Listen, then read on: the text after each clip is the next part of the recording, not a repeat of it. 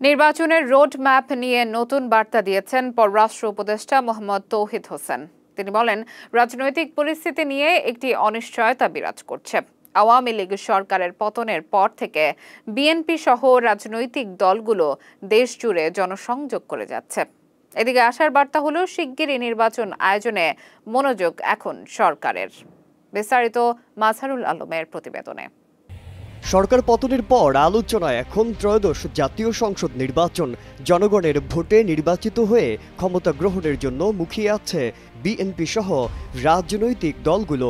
নির্বাচিত সরকার এলে রাজনৈতিক অস্থিরতা কেটে যাবে বলে জানিয়েছেন পররাষ্ট্র উপদেষ্টা তৌহিদ হোসেন। জানান, নির্বাচনী রোড ম্যাপ ঘোষণা হলে নিরাপদ থাকবে বিনিয়োগকারীরা। তৌহিদ হোসেন বলেন, বাংলাদেশের কয়েকটি বড় রাজনৈতিক দল আছে, পৃথিবীর সবচেয়ে বড় রাজনৈতিক দল, কারণ পৃথিবীর কোনো রাজনৈতিক দলের এত শাখা কর্মী নেই। বিশেষ করে আওয়ামী লীগ, বিএনপি এবং জামায়াত ক্ষেত্রবিশেষে জাতীয় পার্টির সারা বিশ্বে শাখা আছে। এদিকে সংসদ ভবন ফাঁকা পড়ে আছে প্রায় 5 মাসেরও বেশি সময় ধরে, যেখানে এমপি মন্ত্রীদের সমাগম ছিল সংসদ অধিবেশনের মধ্য দিয়ে। এমন সংকট কাটাতেই অন্তর্বর্তী সরকার দ্রুতই নির্বাচন দিতে প্রস্তুতি গ্রহণ করছে।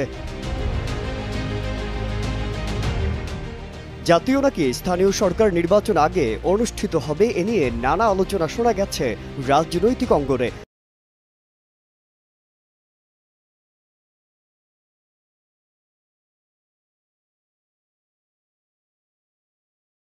তবে নির্বাচন কমিশনের পক্ষ থেকে জানানো হয়েছে, জাতীয় নির্বাচনের পরেই হবে স্থানীয় সরকার নির্বাচন। নির্বাচন কমিশনার বলেন, জাতীয় নির্বাচন করতে হলে তার আগে একটা রিঅ্যাকশন টাইম নিতে হবে। তখন এমন কোনো ইভেন্ট আসা ঠিক হবে না যেটা জাতীয় নির্বাচনকে ব্যাহত করে। সংশ্লিষ্ট মন্ত্রণালয় এগুলো বিবেচনা করে সিদ্ধান্ত নেবে এবং সেটি বাস্তবায়ন করবে বলেও জানান নির্বাচন কমিশনার।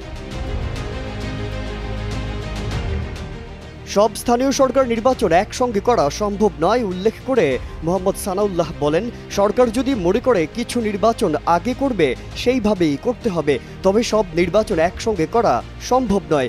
এই মুহূর্তে ইসির সামগ্রিক ফোকাস জাতীয় নির্বাচন আয়োজনে উল্লেখ করে তিনি আরও বলেন, কমিশন জাতীয় নির্বাচনের দিকে এগোচ্ছে।